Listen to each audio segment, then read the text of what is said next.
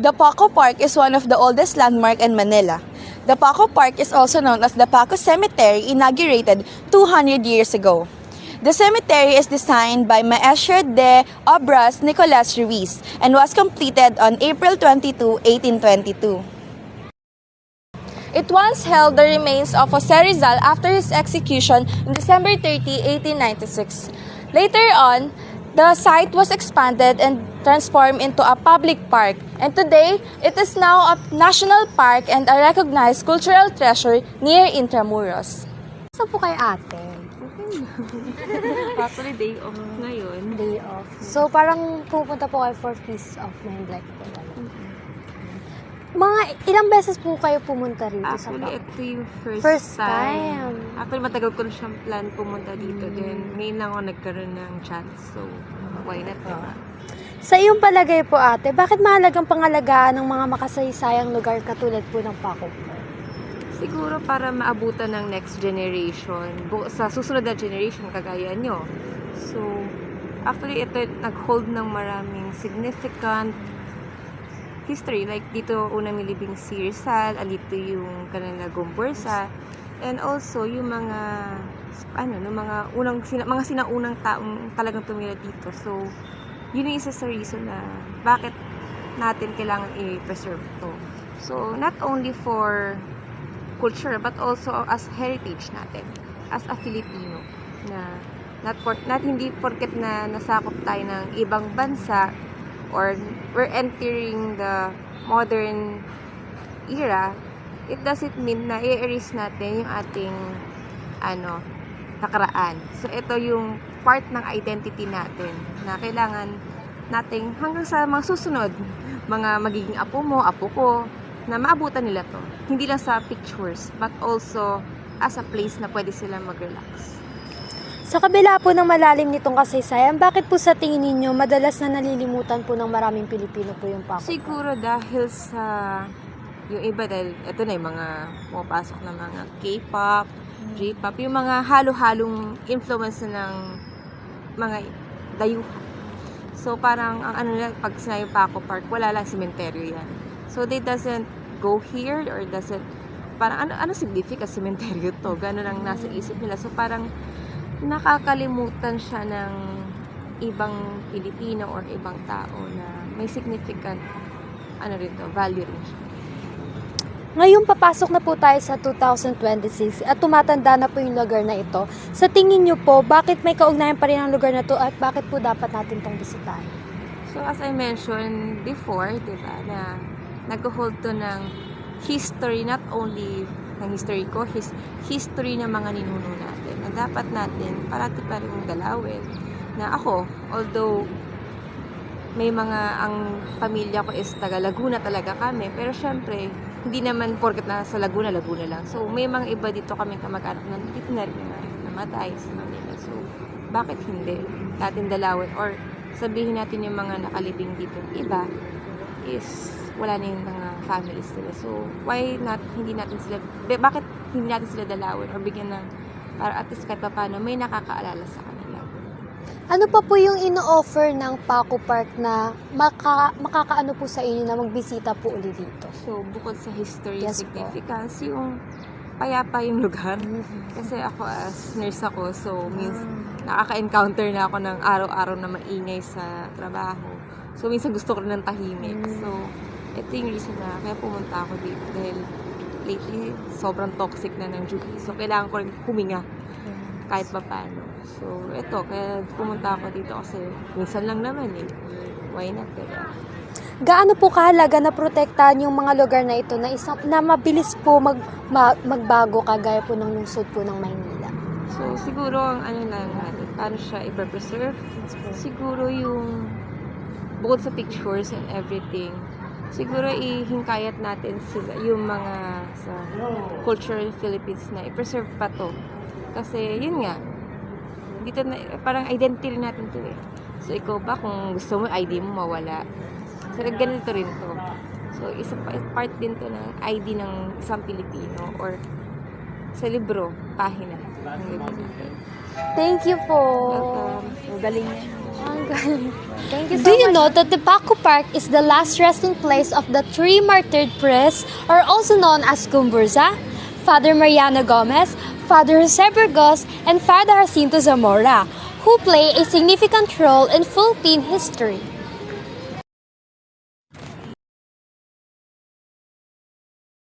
Hello po kuya, pupunta po ba kayo araw-araw po dito?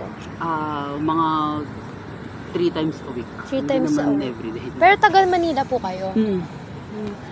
Kuya, sa palagay po ninyo, bakit mahalaga pangalagaan ng mga makasaysayang lugar katulad na itong Bacor Park po? Para ma-preserve yung history, tsaka yung origin. Kasi pag di mo alam yung origin, kung ano ko saan ka galing, tas yung culture nyo, parang lost kasi nun. Yes po. Tsaka para malaman din ng susunod na generation. Sa kabila ng malalim nitong kasaysayan, kuya, bakit sa tingin mo ay madalas na nalilimutan ng maraming Pilipino ang Bacor Park? Hindi kasi siya ibang tawag doon, tinuturo sa school.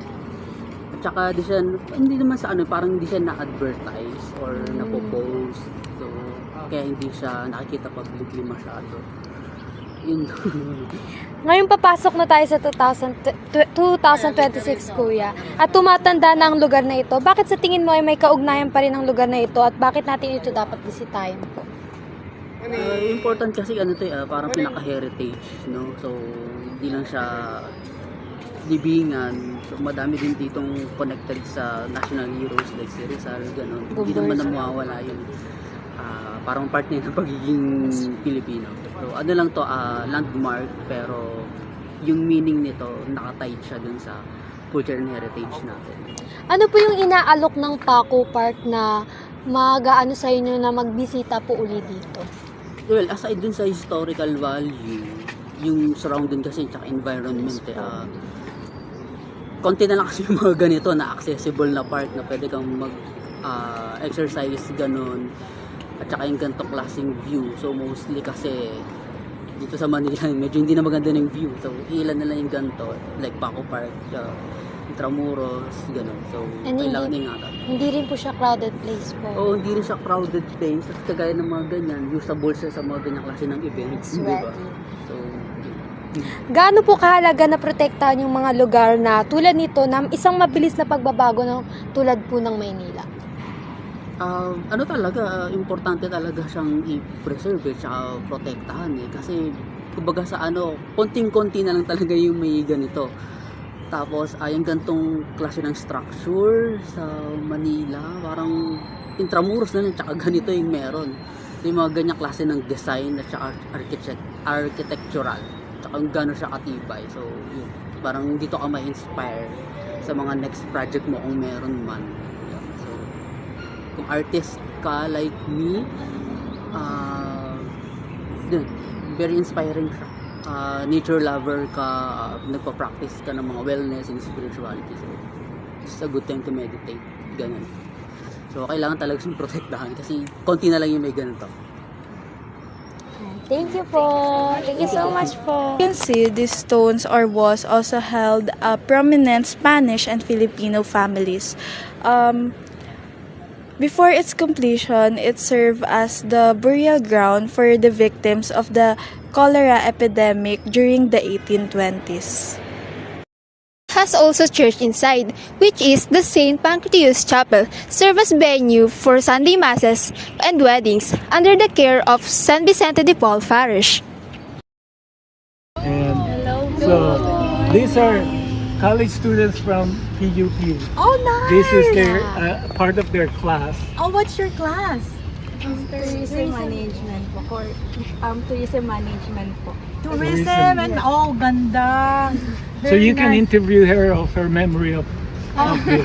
So you want someone to tell you about my Experience. Actually, I graduated here in 73, so from 1969 to 1973 because I'm an alumni of Manila Science High School. We came here as groups of classmates, but we knew that then there were classmates who would use this as a dating area. But I love this place because it's very serene, and we would come here to just kind of chill and it still looks the same as far as I remember. But this was a really good place for us to just, take breaks from our very rigorous classes. And I have such good memories of this. And I'm so grateful that they were able to preserve this. Because for me, I love history. Especially with our grandkids now. This is my fourth. Come on, Ronald. This is my fourth. The mission he actually went on his church mission. We're from the Church of Jesus Christ of Latter-day Saints. Sometimes they're called the Mormons or the LDS, but we do a lot of humanitarian projects here. In fact, Rene is from Manila High, but he's also familiar with Bacor Park. Yeah, I told them that when I was 18, that was what, 50? Oh, you were only 17. No, when I joined the church. Oh, yeah. When I joined the church, I was 18 years old. So that was 51 years ago when I joined the Church of Jesus Christ of Latter-day Saints. So our chapel was walking distance from here. So, but in high school, I was in Manila High, and Manila High is a little bit a walk from here. So we did not really hang out here. We hang out in Intramuros, Fort Santiago. That's where, and I'm taking them there. But when I joined the Church of Jesus Christ of Latter-day Saints after church, this is good because we live in Pandacan. We need to take the jeepney to Pandacan. So this is a good place to relax after church and enjoy the green scenery here. And then on Wednesday nights we have this young men, young women activities. We also come here. But that time now we don't make out because now we're members of the Church of Jesus Christ. No one. Of Latter-day. So we now have these standards. That's right. Because our focus was to really go to school, have a very good education, and we didn't want to disappoint our parents. So in line with your tourism and management, this would be a wonderful place to actually, tell the world that we have this. And that I think it's because of the culture of the Filipinos. We tend to really respect, history as well as these historical spots. We preserve them. So this is the way we connect with our past. And this is a wonderful showcase for tourists. And also for foreigners looking at this is quite meaningful to them when they see old structure in the Philippines, Spanish era, even though it's small, but it has significance. So maybe for Filipinos this becomes ordinary, but for foreigners, if you take them there, they would be impressed of how they built this over 100 years ago. And it's still standing. It's still standing. And we're Jose Rizal. In line with what's happening in our country now, we hope that as the youth, you will really join forces to overcome corruption. Yes. You are, like what Jose Rizal said, you are the future of this country. We come here for humanitarian work. This is a way for us to give back. We're on the last third of our lives now. We feel that we have been truly blessed because of the education we got from the Philippines. Yeah, education is the key. So she graduated in nursing from University of the Philippines. I started my first 2 years in UP Diliman. However, I also served a missionary. So I quit. I stopped schooling when I was 19 and served for my church, the Church of Jesus Christ, for 2 years. And after 2 years, I met her and I said, well, the Church of Jesus Christ of Latter-day Saints has a big university in Utah and in Hawaii. And so that's where I continued my education. So that's where I pursued my degree in mathematics and graduate degree in statistics and a master's degree in civil engineering. So, we want to tell one more, she would not tell you, but she's been teaching. She's a professor in nursing at the University of Utah. The only Filipino. No, there's another professor. one that was incoming. But for us, I think that what I would like to emphasize is that as as the young generation, you do have the power in your hands to make changes. Don't allow these corrupt politicians, go on their merry ways. Don't do that. What's interesting is that with the flooding, this flooding has been the worst since 50 years ago when we were here. It has not improved. In fact, it has gotten worse. With all the money, With all the billions of money, technology and all that, it's worse than ever before. So it's up to you to vote these people out. Vote wisely. You have more population of young people like you who need to make changes. Here we build bathrooms and classrooms. We support the feeding program, especially for the indigenous children, the Aitas in Tarlac. So we're here for that. So we come here 2 to 3 times a year. And so come and go on Messenger. It's called Improving Health, Housing, Education, and Livelihood of the Poor in the Philippines. It's iHelp, IHHELPP Jean, JEAN. That's my nickname. Or for our website, it says ihelp.org. Actually, our website is being changed. Oh, it's being changed. So if you connect with me through Messenger, please, we would like you to volunteer. I help Jean. I help Jean. Remember, I help you, except it's double H, double P. I help. Or take note. No, you can be volunteers. Look at it and then send her an email or messenger. If any of you like to do She's the sites, president of that foundation. So just do that. Okay? We want more involvement, especially we're trying to build a school here in either Tarlac or in Antique because we do social housing. We want, like what he said, whenever there are storms, earthquakes, any natural calamities, it's always the poor who are negatively impacted. So that's what we're trying to do to help out. Okay? Thank you so much. Good to meet all of you. I'm glad that you guys approached me. Thank you.